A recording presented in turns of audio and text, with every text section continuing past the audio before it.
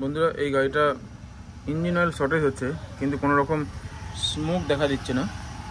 আপনার 3000 কিলোমিটার পর প্রায় 1 লিটারের উপরে মোবিল শর্ট হচ্ছে। তো সেই জন্য আমি এর সিলিন্ডারটা বোরিং করব, সিলিন্ডারটা ওভারসাইজ করব। তার জন্য আমি এরপরে ইঞ্জিনটা খুলব।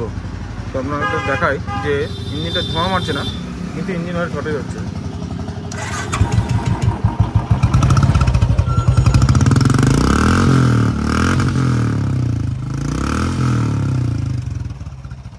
কোনো রকম ইঞ্জিন অয়েল শর্টেজ নেই।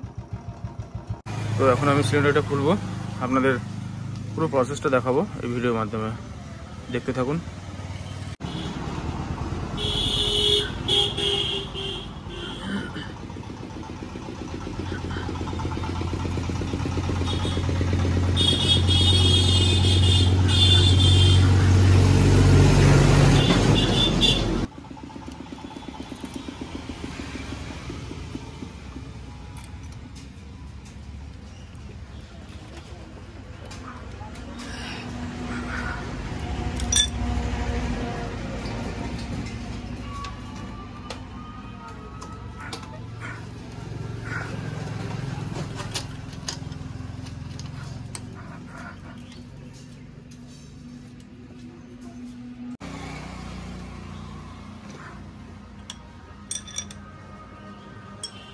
রড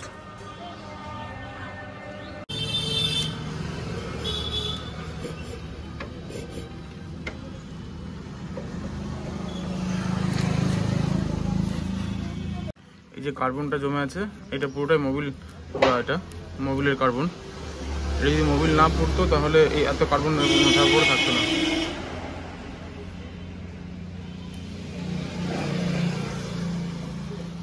পিস্টনটাও করছে, দেখুন।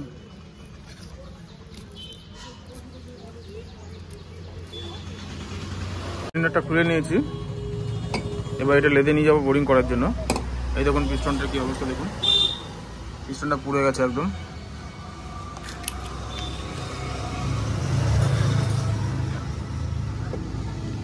নতুন পিস্টন বসবে এবার, আর সিলিন্ডারটা ওভার সাইজ বোরিং হবে।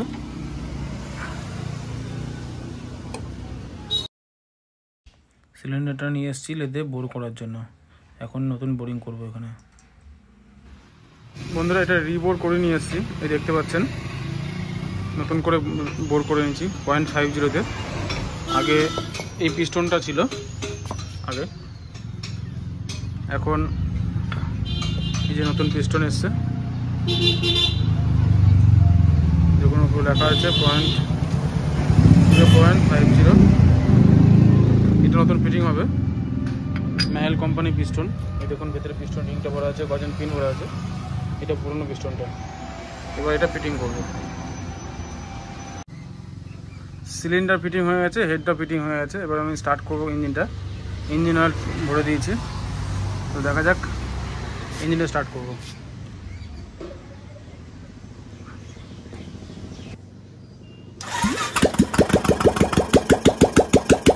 ইঞ্জিন স্টার্ট নিয়ে নিয়েছে, এখন অয়েল পাম্পে অয়েল ফ্লো করে নিই।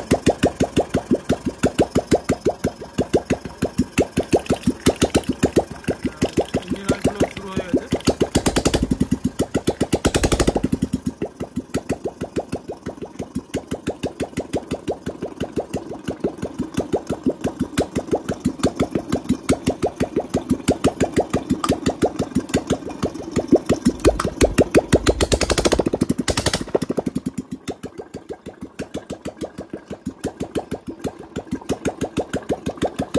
কোনো রকম স্মোক নেই, পুরোপুরি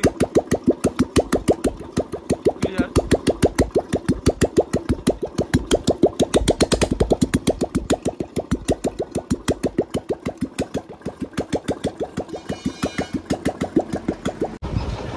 ইঞ্জিনটা ফিটিং হয়ে গেছে, এখন স্টার্ট করে রেখেছি।